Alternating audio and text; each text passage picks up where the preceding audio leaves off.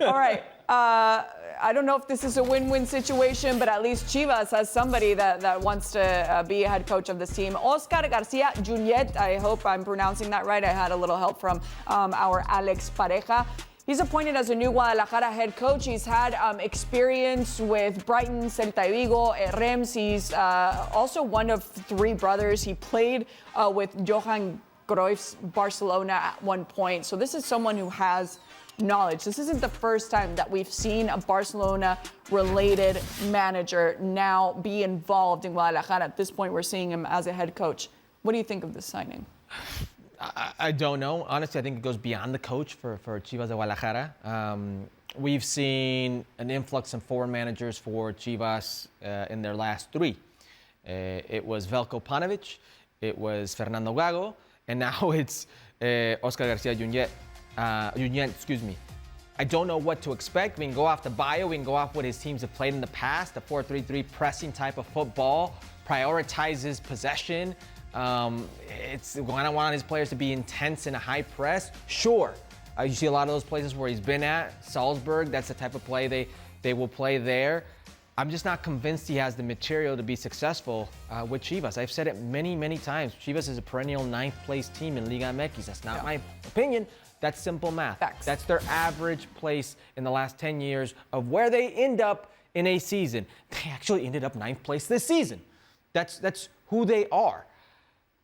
That said, they have the opportunity every once in a while to be a team that makes a final. But they're not the team that wins a final. They're not the team that's constantly fighting for things. So that's not on the manager. That's the players you have at your disposal. The best Mexican players today don't play for Chivas. Yeah. They play for Monterrey, they play for Tigres, they play for Cruz Azul, they play for other teams. You don't have the best collection of players. So until you have that, I don't care who the manager is. Now, if you're a manager, and sure, Veljko came in his first season, made it to a final, was 20 minutes away from winning. Fernando Gago had his moments. But very rarely do you get it right off the bat with a team of only domestic players. I think he's in for a eye-opening situation. This isn't very much unlike any other situation he's probably been at. Yeah, and I feel like in the last few years when they have these signings of coaches that don't know the Liga MX, Mau, it makes me believe that Chivas is just trying to desperately find their next Matias Almeida, and they haven't been able to find that. Yeah. Can Oscar Garcia come in here and say, this is a culture that needs to change, but does he have the support around him to do so? Because that's different. We know they have problems up top when it comes to Chivas. I don't think so, but yet we've been wrong when we doubt managers that come with no previous experience in Liga MX. But I have my doubts because I was trying to find a parallel between this and what San Luis did with Domenech Torrent, another manager who had zero experience in Mexican soccer, but had an interesting background, long-time Pep Guardiola assistant, success in Major League Soccer, success in Turkey, experience in Brazil, comes to a very good environment that Atletico de Madrid have built in San Luis, and he has immediate success. Yeah, but you should know better. You can't compare the situations. That's- Where are you going to unearth so Nico Ibanez or Beterrame? No, but I mean, to me, the key element is structure. Atletico de San Luis, they have worked on building a structure. So regardless of the coach, is it André Jardine? Is it Domenech Torrent? You can have success. Chivas is the opposite.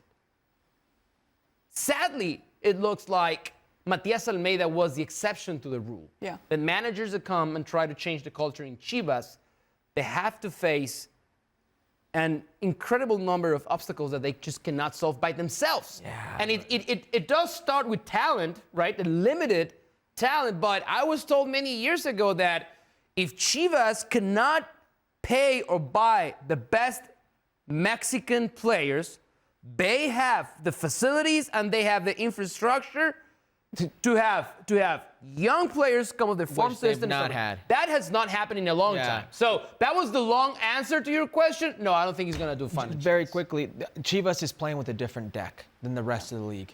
They can't go out and scout players around the world and wait for a player like Berterame or Nico Ibanez or Vitinho for San Luis to develop and explode. Players with a certain pedigree. You don't have that at Chivas. You really do not. Here's a situation with Chivas and that one season they had, or a couple seasons they had with Matias Almeida.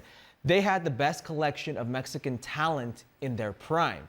I mean, you're getting a Rodolfo Cota who comes off of winning a Copa MX with Puebla, and you unearth a good goalkeeper. Pizarro with the great seasons he had at Pachuca. Orbelín Pineda, you took him from Querétaro.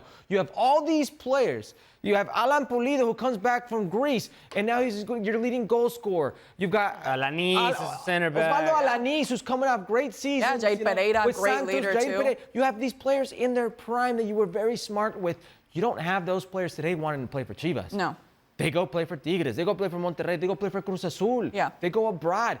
They're not at Chivas today, unfortunately. Yeah, very strong tradition does not translate to a strong team culture that we're seeing with Chivas, and that's been one of their many problems in the last few years.